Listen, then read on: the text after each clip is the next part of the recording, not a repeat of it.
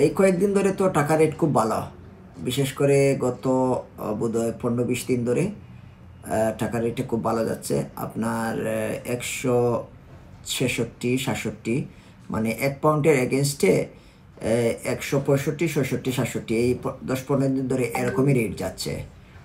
আর এইবার তো খুব ভালো হয়েছে, কারণ একদিকে ঈদুল আজহার টাইম, আবার রেটও আপ হয়ে গেছে। সো দুইটা মিলে কাস্টমার বেশ খুশি এবং ভালো ট্রানজ্যাকশন হচ্ছে।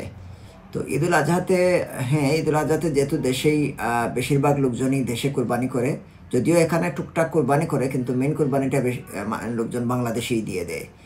সো যার কারণে বাংলাদেশে ভালো ট্রানজ্যাকশন সবসময় ঈদের সময় হয়। এবার একটু বেশি হয়েছে, কারণ এবার যেহেতু টাকার রেটও বেশি। আর টাকার রেট আসলে বাড়ার ব্যাপারে আপনি যেটা বলছেন, যে টাকার রেট তো এখন পাউন্ডের এগেনস্টে ডলার একটু উইক হয়েছে। যেমন ধরেন আগে আমরা $1 1 পাউন্ডে $1.25 পেতাম, তো এখন সেটা পাচ্ছি 1.35। অর্থাৎ পাউন্ডের এগেনস্টে ডলারটা একটু উইক হয়েছে, আমরা বেশি ডলার পাচ্ছি। আর যেহেতু বেশি ডলার পাচ্ছি, যার কারণে আমরা বাংলাদেশে বেশি টাকা পাওয়া যাচ্ছে।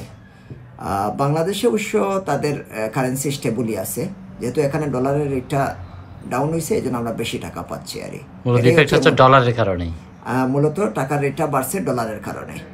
ইউকের পাউন্ডটা এখন মোর স্ট্রং।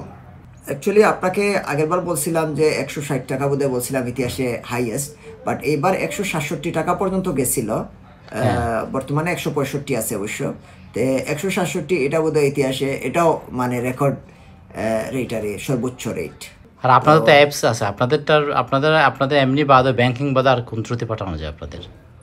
আমাদের তো আপনার পিনে টাকা পাঠাইতে পারবেন, বিকাশে পাঠানো যায়, এরপরে আপনার অ্যাকাউন্টেও পাঠানো যায়। অ্যাকাউন্টে তো এখন 48 ঘন্টার মধ্যেই মোটামুটি আপনার 24 ঘন্টা থেকে 72 ঘন্টার মধ্যেই অ্যাকাউন্টে ডিপোজিট হয়ে যায়।